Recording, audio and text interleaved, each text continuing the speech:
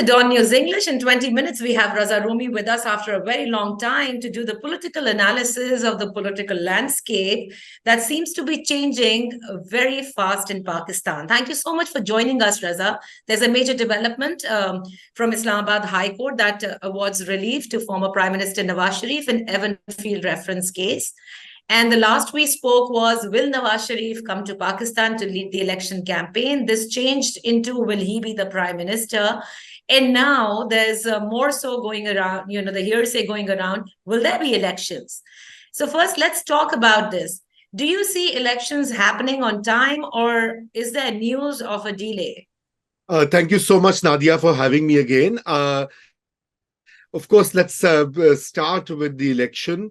The recent, a series of columns by a noted, editor in Pakistan have sparked this debate. Suhail Waraij claimed that within the establishment, there is a particular view that the elections should be delayed. And the reasoning given for that is a bit spurious, if you ask me honestly. It doesn't really make sense.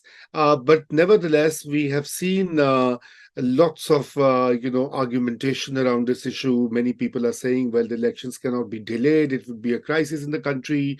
And others are saying, no, they can't be delayed, etc. But, we have to look at how the objective conditions are. I mean, to delay elections now beyond this date of February 8th, it would require the endorsement of the Supreme Court of Pakistan. And I think that is the primary issue here. And in the past, yes, elections have been delayed by military dictators such as General Ziaul Haq. And even we can say General Musharraf chose dates or timings of his own. But I don't think it is very much possible with the current Supreme Court and its leadership, unless there's some kind of a grand bargaining. And I don't really think that the current Chief Justice, Qazi Faiz Isa, is prone to that sort of a negotiation with the establishment, where the constitutional provisions have to be sidelined. So I personally do not think that it's going to happen. Now, that is the legal or the judicial side. Right. But then there's the other side as well. And the other side is, of course, the political and the much needed stability in Pakistan. Now, an election is perhaps the only way where we can have a kind of a political settlement and some sort of formation of a stable government that can steer Pakistan outside, out of the crises that it faces. So if these elections are postponed or delayed, the country is going to get plunged into another bout of uncertainty and instability, causing a lot of mayhem in the markets, as well as the economic activity. Okay. But also we have an IMF program. There have been commitments that reportedly Pakistan has made, that the elections are going to take place on time, and which means that it would be reneging on many of those commitments. Okay. So I personally think it is not going to happen. Now, of course, Pakistan is a very interesting place. Where did this discussion start? Because change. I happen to speak to a lot of those people who believe that the elections are going to be delayed or have been writing about it, that there is a discussion around this. And it is partly because, still Imran Khan seems to have a lot of popular following. Although his party is crumpled, there are two different parties, one in Khyber Pakhtunkhwa, one in Punjab. Most of his people have left. But it seems that, he will still have a very popular following at the ballot. So is that the reason, if the delay happens, that is a problem? Or do you think that after 9th May, this party has been, absolutely controlled, and there is no challenge whatsoever to other parties from PTI? Nadia, this reasoning also makes no sense to me, honestly speaking, and I'll tell you why. What will happen in 6 months? Would PTI's popularity plummet? No, it would not. It would stay where it is. Would Imran Khan and his followers and his support base evaporate in 6 months, in a year? No, they would very much be there. In fact, the more the country remains in this state, the more Imran Khan's popularity will increase, because prior to the elections and in the past weeks, the kind of manipulation that has been taking place, which you hinted at. After May 9th, the party has been, I mean, there have been efforts to break the party. There are many factions, many of its senior leaders and workers are in jail. So, how would that change? In fact, an early election may open up the possibilities of some kind of political reconciliation if Yeah. Nawaz Sharif or his nominee become the prime minister, as is being tipped. Then perhaps they may have to think that, to run the country effectively and smoothly, they have to do some kind of a political bargain or settlement with their rivals. Because, if they learn from the past The mistakes, mistakes. yeah. Yes. Uh, Which seems very unlikely to me, because yeah. what is happening at the political landscape, like, at least we don't have evidence for it, but we can see the way. I think 2018 is sort of repeating. Do you feel that the criticism that Nawaz Sharif is meeting right now these days, that he's come to Pakistan through some understanding or has struck some deal? Is that true, or do you believe that what happened to him, this is the time that he was deliberately sent out of the system? No, I think rightly pointed out that there is a reversal, big grand reversal going on. So, as today when we are talking, this is November the 29th, and the Islamabad High Court has acquitted Nawaz Sharif from one other case, Yeah. which is the Evanfield Apartments. The bane of Nawaz Sharif's political existence, about the apartments in London. But Nadia, we know how these cases were framed, how they were argued, how they were adjudicated under immense pressure from the establishment in 2016 and 17, which resulted in the disqualification and exit of Nawaz Sharif from active or formal political role. Of course, he remains politically important, because, I mean, his party is very much looks towards him.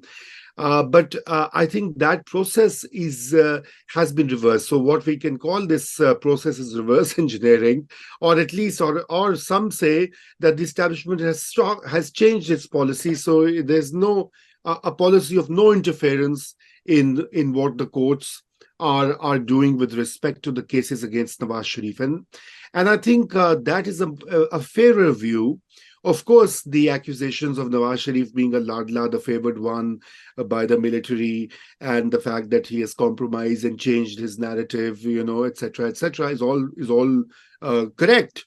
But more importantly, what we have to understand is that the Pakistan's establishment, especially the military establishment, have realized that it was a folly to do this in 2016 and 17 with Nawaz Sharif, because it resulted in further instability, cracks, and the results of their engineering were not favorable, because what they did was that by engineering against Nawaz Sharif and in favor of Imran Khan, they created conditions which ultimately led to their great split with Imran Khan in 2021 and 2022, and then the 9th May in 2023.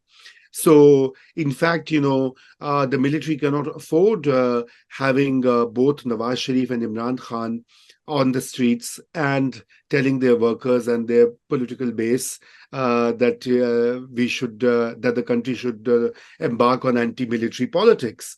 And in Right. fact, Imran Khan's party has been doing that, but I think they will also come around because of the tactics that the army has applied in squeezing both the PTI and its leadership. Now, I'm not saying that that's the right thing to do, but it's power politics at the end of the day. And this is how power politics operates in Pakistan. It's nothing new, unfortunately, unless, of course, both these big parties now join hands and find a way to send the army back to the barracks and restore the constitutional scheme in which civilian supremacy is paramount. But of course, that's something not immediately possible given the circumstances. So, Raza, when you say that the establishment has realized the mistake that they had made in 2018, are they realizing what they're doing now, or that will come pretty later once things don't work out with whatever setup we have after, I when, if the elections happen?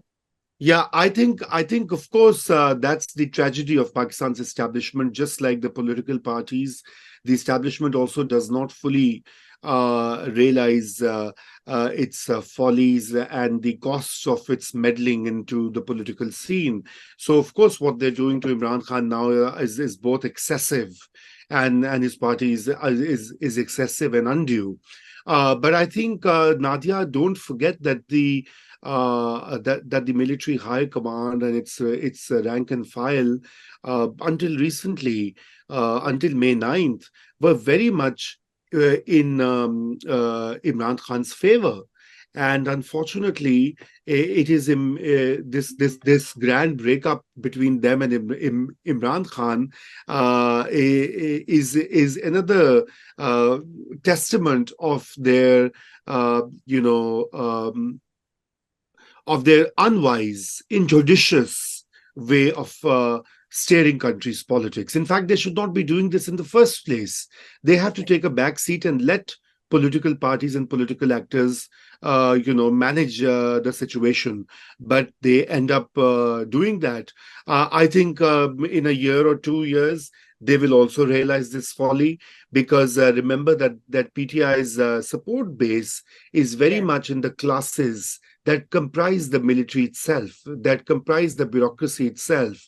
So it's going to be an intra class conflict, which is not going to go resolve anytime soon, until the military takes a view that it has to allow and it has to enable the political process to take care of itself organically, and not through their engineers and engineering tactics. Because the more they keep on doing it, the more the country will remain ungovernable. Okay, so Raza, now let's talk about Imran Khan. He was supposed to appear before the special court, but then again, the jail superintendent had sent a letter to the same judge who had served the notice to send him to the court physically that he had security risk. Do you really believe such security risk, or do you feel that if he comes out in the public, one glimpse of Imran Khan can make a lot of difference? Absolutely, absolutely. Not just Nadia, not just a glimpse of Imran Khan. Of course, for his supporters, his voters, and his support base, that would recharge them, re-energize them, and that is what the establishment wants to avoid. But Right. also, I think it is the idea of an open trial, or an open trial is where it is extensively reported and critiqued these days in we other than the mainstream media, we have a very robust social media space in Pakistan, and that is going to be a threat to the kind of engineering which is underway in Pakistan. So they don't want an open trial. They want to keep this trial under the wraps, so that they can get the outcomes of their choice. As simple as that. How would political parties defend, especially the big political parties like Nawaz Sharif is here? He's faced all of this. And to some extent, Mr. Zardari and his party has, time and again, and in the worst form. They're very mum about this. I mean, for them, it looks like PTI doesn't exist. Whatever is happening to PTI, they just don't care about it. Whether Imran Khan appears in the court, doesn't appear in the court, is allowed to come on the mainstream media, the media is allowed to talk to him or not, it does not matter to them. In fact, it makes me feel that these political parties are at rest because he's become a real challenge to them. Look, Nadia, I mean, let's be clear and direct here. The PMLN and the Pakistan People's Party, since last year, Yeah. have acted as second fiddles, and collaborators of the military establishment and its plans. In fact, they have been working together. So you can see that the current army chief and his appointment was the bone of contention at the end of 2022. And now the current chief has completed 1 year in office, I think, two days ago. And that the entire political conflict was around this appointment, because this appointment was going to shape the political future of Pakistan, at least in the short term. And that is what they achieved at the end of 2022. You know that Mr. Imran Khan was campaigning against the current appointment. I mean, that is what has been reported. General Bajwa, the outgoing COS, did not want the incumbent to be there. And some of the senior generals walked out, resigned when the current incumbent was appointed and took charge of the military. And that is the grim reality of Pakistan.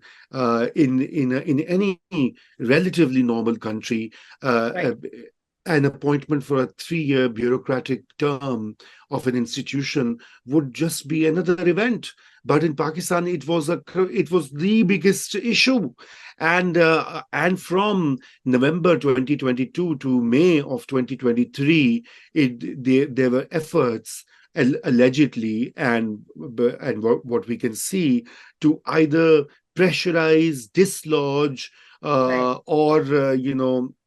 or maybe oust the current army chief, which of course was naive, because Pakistan army is not an army like the African countries, or wherever there are internal coups and there are dissensions and the military splits. It doesn't happen in Pakistan, and it's not likely to happen. So that was a misplaced understanding. But in this entire process, the PMLN and the PPP, the two parties that you've talked about, it's the biggest tragedy that we have seen unfolding in front of our eyes, on how they have not just given up on their principles of democracy and constitutionalism, but have actually enabled the role of the military in so many issues, including management of the economy. So this creation of the SIFC, the ordinances which the previous parliament had passed, has empowered the military far more than any time in recent history. In fact, after General Musharraf's exit in 2008, there was, a concerted effort by the military to take a back seat, not the driving seat, right? So Yes. I'm not saying that their power just vanished, or they completely stopped meddling in, but they took a back seat, and but within 15 years, we have seen how that particular back seat has once again turned into the frontal driving seat, and these parties are to be held responsible, as much as Imran Khan is to be held responsible for creating a confrontational environment in which the military, to save its political hegemony, had to find new partners and make new arrangements. So that is Okay. what is essentially is happening. So in short, what your question is, yes, they are mum. They are mum because they are totally part of this project of the military to cut Mr. Imran Khan to size and his party to size, and that we are seeing currently, which is underway. And if you look at our history, they will succeed in short term, but in the long term, they will have to bring Imran Khan back. Thank you so much, Raza, for that wonderful analysis of the political landscape. And we shall be speaking to you more often to understand a bit more, because things are changing very fast over here. Thank you so much for joining us. You're welcome. Welcome.